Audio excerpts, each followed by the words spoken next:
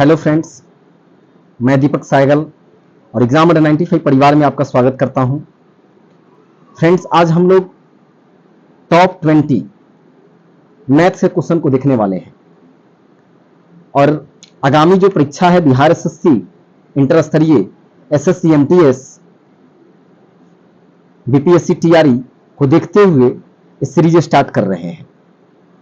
Question का level थोड़ा इसमें हम आपको बेसिक देंगे जिससे आपको सवाल बनाने में आसानी होगा, और नेक्स्ट जो सेट इसका आएगा उसमें हम क्वेश्चन का लेवल धीरे धीरे ट्रिगो ज्योमेट्री की तरफ बढ़ाएंगे और टफ लेवल का बढ़ाएंगे। इसको अच्छे से देखिएगा और जो इंपॉर्टेंट कंसेप्ट हो नोट करते जाइएगा और बनाइएगा आप भी इसको। चलिए इसको देखते हैं। पहला क्वेश्चन क्या कहता है, यदि एक व्यक्ति की आय 12% बढ़ जाती है तो उसकी आय कितनी बढ़ेगी यदि उसका वर्तमान मूल्य 15,000 रुपए हो। देखिए सिंपल क्वेश्चन है कि वर्तमान आय उसका कितना है, तो वर्तमान आय उसका 15,000 रुपए है। 15,000 रुपए है, इसी का कहा कि 12% बढ़ जाता है। एक व्यक्ति का आय 12% बढ़ जाता है तो 12% का मतलब होता है 100।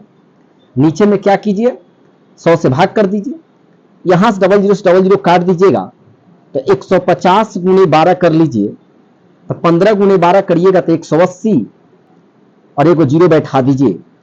यानी इस प्रश्न का जो आंसर होगा वो क्या होगा, तो इस प्रश्न का आंसर होगा आपका 1800। आपका आंसर हो जाएगा 1800। इस प्रश्न का आंसर हो जाएगा ऑप्शन नंबर ए हो जाएगा।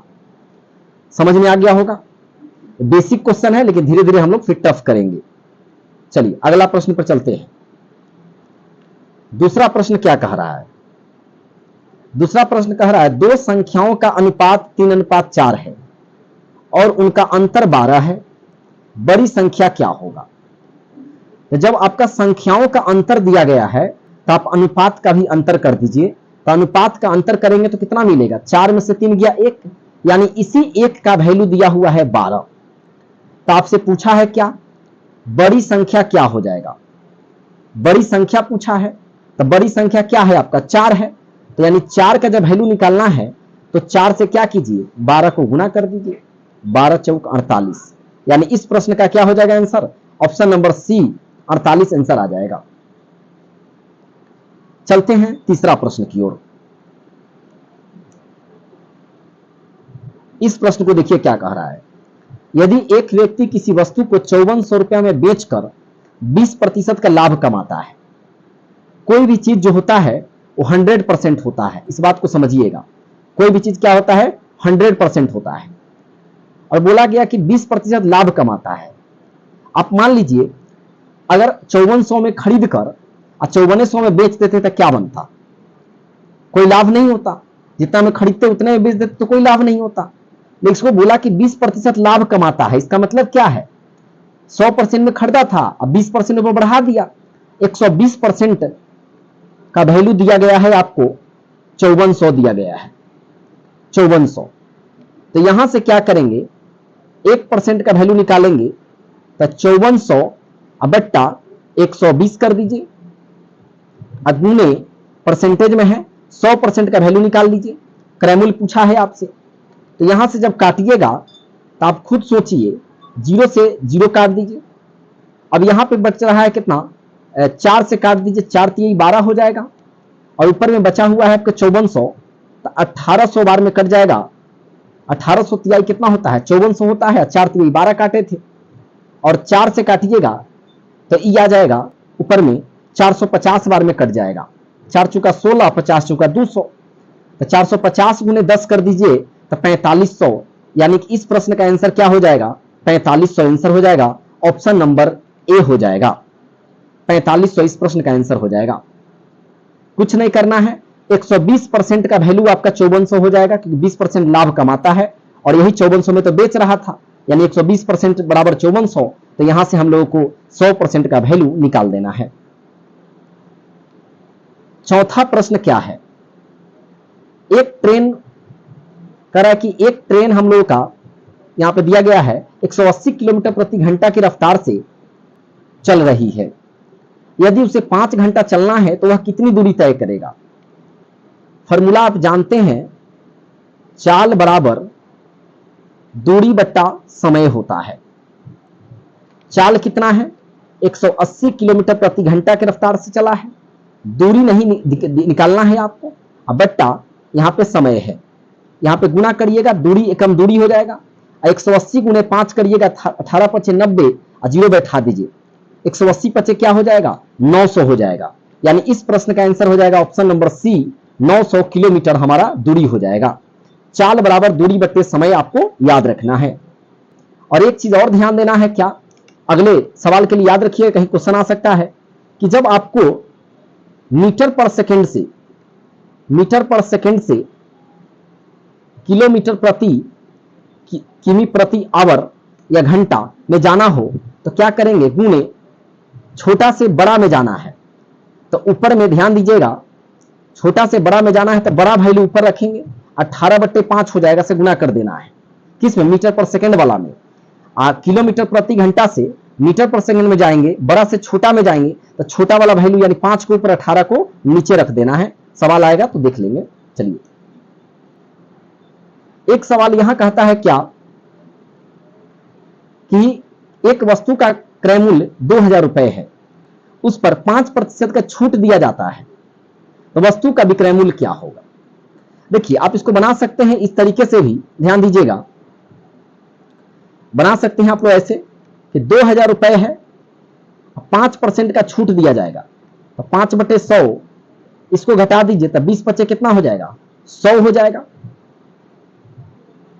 एक मिनट, आप यहां पे जो है सिंपल दिमाग लगाइए ना, 2000 रुपया है, 100/100 कोई होता है, कोई भी चीज होता है 100/100 होता है। 100 में खरीदिए, 100 में बेच दीजिए तो कोनो जो है उसको फायदे नहीं होगा।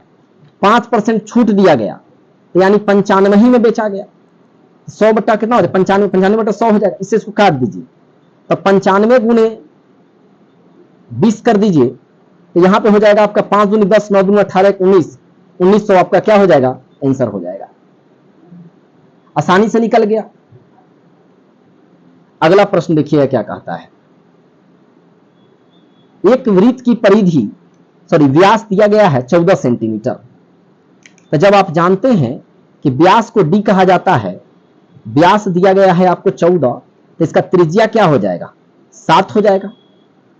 व्यास जो 14 सेंटीमीटर है तो त्रिज्या इसका हो जाएगा व्यास बटा 2 यानी 7 सेंटीमीटर आपका आ जाएगा यहाँ पे त्रिज्या। और परिमाप पूछा है तो परिमाप क्या होता है वृत्त का? 2πr होता है। तो 2 गुने 22/7 गुने और r की जगह पर 7 बैठा दिए, 7 7 कट गया, 22 दूनी 44, 6 का ए हो जाएगा आंसर। 44 सेंटीमीटर इस प्रश्न का आंसर हो जाएगा, 44 सेंटीमीटर। 7 नंबर प्रश्न में चलते हैं, क्या कहता है? किसी आयत की लंबाई और चौड़ाई का अनुपात दिया गया है 5:3 और उसका क्षेत्रफल 135 दिया गया है। तो आप जानते हैं आयत का क्षेत्रफल लंबाई गुने चौड़ाई होता है, तो दिया कितना है? क्षेत्रफल बराबर दिया गया है 135 सेंटीमीटर स्क्वायर और क्षेत्रफल दिया है 5 गुने 3x, 5x गुने 3x बराबर हो जाएगा 135, 5 तिहाई 15, x स्क्वायर बराबर 135 हो जाएगा। 15 से इसको काटिएगा तो 9 बार में। अब x स्क्वायर बराबर 9 है तो आप जानते हैं स्क्वायर हो जाएगा तो रूट बनेगा, तो यहां से आ जाएगा x का वैल्यू 3 आ जाएगा। और जब x का वैल्यू 3 निकल गया, आपसे पूछा क्या है? आपसे पूछा गया है आयत की लंबाई क्या होगा। तो लंबाई क्या है?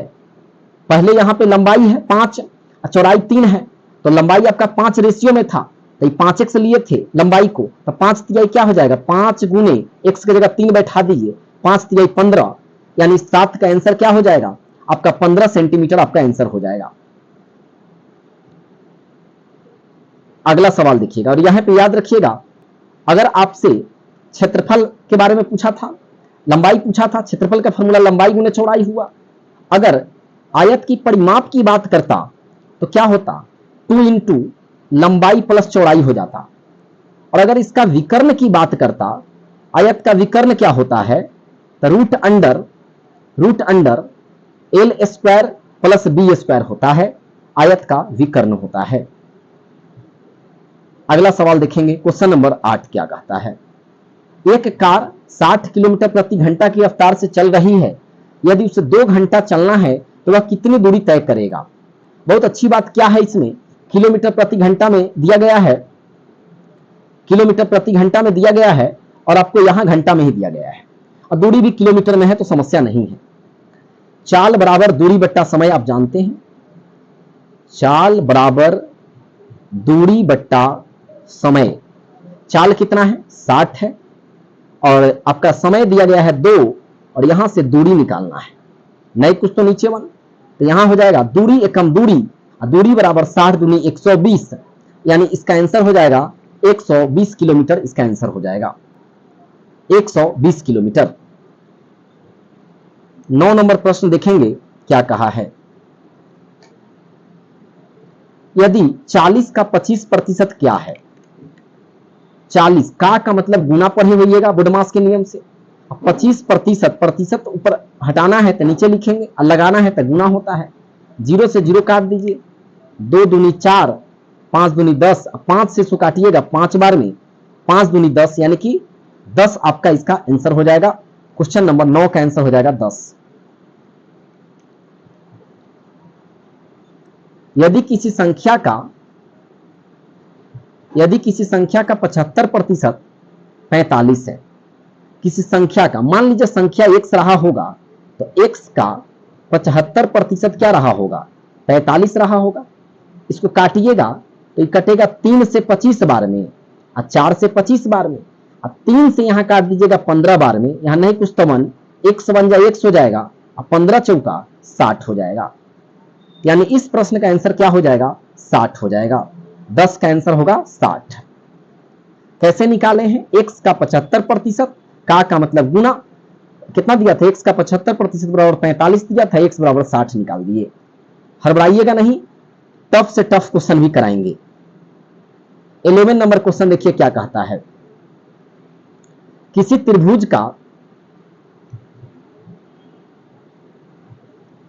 त्रिभुज की तीनों भुजाओं 5, 12, 13 दिया है, उसका क्षेत्रफल क्या होगा।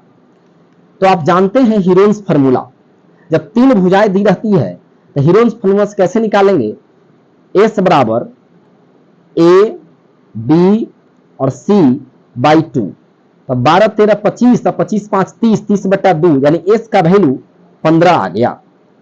और जब एस का वैल्यू 15 आ गया तो इसमें पुट करिएगा तो हीरोन्स फार्मूला होता है √under s into s minus a, तो 15, और 15 में से 5 गया तो 10 हो जाएगा, 15 में से 12 गया तो 3 हो जाएगा, और 15 में से 13 गया तो 2 हो गया। फार्मूला होता है √under s into s minus a, s minus b, s minus c. अब इसको सॉल्व कीजिएगा तो 15 दहाई का 150 अगुने 3 दूनी 6, यानी यहां आ जाएगा 900, और आप जानते हैं √अंडर 900 का वैल्यू कितना होता है 30 होता है, यानी 30 का वर्गमूल है, तो आंसर हो जाएगा 11 का 30 सेंटीमीटर स्क्वायर आंसर हो जाएगा इसका।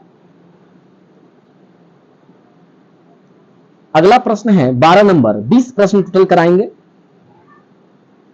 एक वस्तु को 10% छूट के बाद 540 में बेचा गया तो वस्तु का क्रय मूल्य क्या होगा।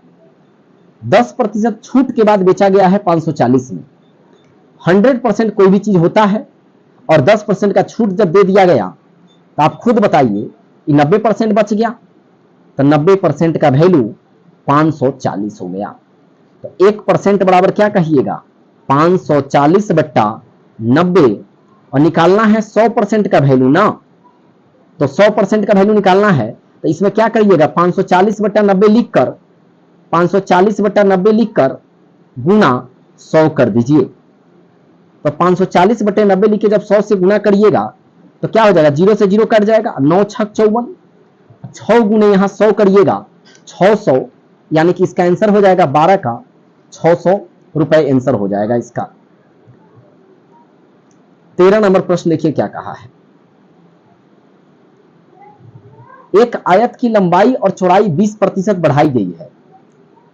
पढ़े होइएगा ये वाला फार्मूला कि अगर दोनों बढ़ाने की बात करें तो ये वाला फार्मूला अप्लाई कीजिए, +a +b अब plus A into B by 100, दोनों जब बढ़ रहा है तब, क्योंकि यहां भी ए बढ़ा प्लस दिखाएं, अब बी भी बढ़ा है और प्लस प्लस प्लस हो जाएगा ए इंटू बी बाई 100।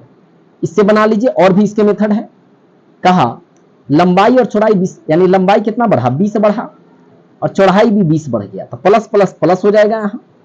अब 20 गुणे 20/100, ये काट दीजिए, डबल जीरो से डबल जीरो कट गया, तो यहां हो जाएगा प्लस 40 और फिर यहां 2 दूनी 4, यानी कि 44% क्या हो जाएगा, उसके क्षेत्रफल में वृद्धि हो जाएगा 44%। क्लियर हो गया। और भी इसको ऐसे बना सकते हैं आप, एक इमेज बना लीजिए यहां आयत का, एक आयत का इमेज बना लिए और यहां भी एक आयत का इमेज बना लिए। सोचिए कि लंबाई भी 100 चौड़ाई भी 100 था, लंबाई 100 चौड़ाई 100, लंबाई आपका ये है चौड़ाई ये है। यहां पे कहा 20% बढ़ गया, तो 100 का जब 20% बढ़ाते हैं ना तो 120 आता है। अब इसका क्षेत्रफल निकालते तो 100 गुने 100 लिखते, इसका क्षेत्रफल निकालते तो 120 गुने 120 लिखते। ये आता 12 का स्क्वायर 144 और डबल जीरो, इसको निकालते तो यह आ जाता 10,000। देखिए कितना बढ़ रहा है, घटाइएगा 4400 निकल कर आएगा। और फिर 4400 गुने 100 और नीचे क्या लिखते 10,000, यहां काटिएगा डबल जीरो से, यहां भी डबल जीरो से, तो 44/1 यानी कि 44% का वृद्धि हो गया। इस तरीके से बना सकते हैं, नहीं तो फॉर्मूला से बना सकते हैं। तो इसका आंसर आपका 44% होगा। यहां देखिए क्वेश्चन क्या कहा है, अच्छा क्वेश्चन है। यदि x - 2 एक घातीय समीकरण है तो x² - kx + 4 बराबर 0, तो मूल का मूल्य है, तो k का मान क्या होगा। देखिए x - 2 जो है आपका, यहां बराबर 0 कर लीजिए, x का वैल्यू आपका 2 निकल कर आ गया। जब x का वैल्यू 2 आ गया तो इसमें आपको पुटिंग कर देना है और कुछ नहीं करना है। x² - kx + 4 बराबर 0, तो यहां पे हो जाएगा 2 का स्क्वायर माइनस k गुने 2, जो x का वैल्यू आया था ना उसी को पुट कर रहे हैं हम, +4 बराबर 0। तो यहाँ 4 माइनस क्या निकल कर आएगा, यहाँ सॉल्व कीजिएगा तो 2 का स्क्वायर 4 माइनस 2k + 4 बराबर 0, तो -2k +4 तो +8 आ जाएगा बराबर 0, तो -2k बराबर हो जाएगा -8, माइनस माइनस काट दीजिए तो k का वैल्यू कितना आ जाएगा, k का वैल्यू आपका आ जाएगा, एक मिनट कहीं मिस्टेक हुआ है क्या, एक मिनट कैलकुलेशन देख लेते हैं। x का वैल्यू 2 आया है, तो यहां लिखा हुआ है x² - kx + 4 बराबर 0, यहां 2 का स्क्वायर माइनस k गुने 2 और +4 बराबर 0, तो ये हो जाएगा 2 का स्क्वायर 4 माइनस 2k, नहीं सही थे हम लोग, सेल्फ कॉन्फिडेंस बहुत बड़ी जरूरी चीज है। तो -2k 4 4 हो जाएगा 8 बराबर 0, तो -2k बराबर -8, माइनस माइनस कट गया, k का वैल्यू जो होगा 4 आंसर होगा। सेट में इसका आंसर गलत दिया गया है। चलिए आगे देखते हैं। 15 नंबर क्वेश्चन क्या कहा है, एक आयत की लंबाई 12 सेंटीमीटर है, चौड़ाई 8 सेंटीमीटर है, उसका परिमाप क्या होगा। तो आयत का जो परिमाप होता है ना, कितना होता है, 2 इंटू लंबाई प्लस चौड़ाई होता है, लंबाई प्लस चौड़ाई, लंबाई है 12 चौड़ाई है 8, 12 8 20, 20 दूनी 40, 40 सेंटीमीटर इसका आंसर हो जाएगा 15 का। 16 नंबर प्रश्न देखते हैं क्या कह रहा है, बहुत अच्छा क्वेश्चन है, बोले थे ना स्टैंडर्ड क्वेश्चन धीरे धीरे आ जाएगा। 15 व्यक्तियों का औसत वजन 60 किलोग्राम है, तो 15 व्यक्ति का औसत वजन है, तो क्या करना है, एग्जैक्ट वैल्यू निकालने के लिए 60 से गुना करिए, 15 छक 90, एगो जीरो बैठा दीजिए, गुना किए हैं तो 900 आया। और कहा कि एक नया व्यक्ति शामिल हो गया, तो नया व्यक्ति शामिल हो गया तो पहले से 15 व्यक्ति था, अब 16 व्यक्ति हो गया है, तो 16 गुने, और कहा औसत जो था उसका, औसत पहले 60 था, अब बढ़ के एक बढ़ गया तो 61 हो गया। तो आप क्या कीजिए, 16 को 61 से गुना करिए, 16 एकम 16, 16 छक 96, 6 9 6 1 7 9, यानी कि 976 आ गया। एक मिनट यहां पे आ जाएगा, 16 गुने 61 करिएगा, 16 एकम 16, 16 छक 96, 6 6 1 7 976 आ गया। तो यहां पे सॉल्व करके 976 आ गया। कैसे निकला फिर से देख लीजिए, 15 व्यक्ति था, तो 15 व्यक्ति का औसत वजन 60 था, तो 15 गुने 60 कर दीजिए तो 900 निकला। एक नया व्यक्ति शामिल होने पर, तो पहले से 15 व्यक्ति था, अब 16 व्यक्ति हो गया, तो औसत वजन उसका 1 किलोग्राम बढ़ जाता है। तो पहले 60 था तो अब 61 हो गया, तो जब 16 गुने 61 करिएगा तो 976। तो आप ही बताइए, एक आदमी बढ़ा था, यहां पे एक आदमी नया वाला बढ़ा था, और यहां देखिए तो कितना वजन बढ़ गया, तो 976 में से 900 घटाइएगा तो 76 किलो बढ़ गया वजन। यानी इस प्रश्न का आंसर क्या हो जाएगा, 76 किलोग्राम हो जाएगा, 76 किलोग्राम। 17 नंबर सवाल देखिए, समांतर श्रेणी जिसको अरिथमेटिक प्रोग्रेशन कहा जाता है, उससे दिया गया है 5, 8, 11, 14 में से 30वां पद क्या होगा। जब 30वां पद की बात करते हैं तो देखिए ए का वैल्यू क्या हो जाएगा, 5। ए क्या है, प्रथम पद है। उसके बाद डी जो होता है समान अंतर, 8 में से 5 घटाएंगे तो 3 आएगा। देखिए समांतर श्रेणी में तभी होगा जब सब जगह आपका जो होगा ना डिफरेंस जो बोलते हैं सार्व अंतर समान होना चाहिए। 11 में से 8 गया 3, 14 में से 11 गया 3, सब जगह 3 है, तो डी निकल गया हमारा। और 30वां पद बोला है, फॉर्मूला देखिए एन बराबर होता है a plus n minus 1 into d होता है। तो यहां पे 30वां पद यानी कि ये 30 का वैल्यू निकालना है, तो ए की जगह 5 प्लस एन के जगह 30 माइनस 1 और डी के जगह पर हो जाएगा 3। तो 5 प्लस यहां हो जाएगा 29 बचेगा ना, 30 में से 1 जाएगा तो 29 गुने 3 करिएगा तो 87। 87 5 कितना हो जाएगा, 87 5 आपका हो जाएगा 92। यानी 17 नंबर का सवाल का आंसर क्या हो जाएगा आपका, 92 आपका आंसर हो जाएगा, 92। आगे बढ़ते हैं।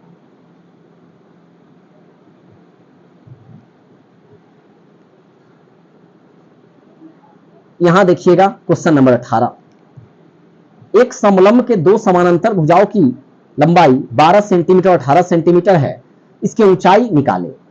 देखिए समलंब चतुर्भुज का जो क्षेत्रफल होता है 1/2 गुने समान जो अंतर रहता है भुजाओं की लंबाई को जोड़ देते हैं, तो 12 जोड़ 18 गुने ऊंचाई आपका 6 है।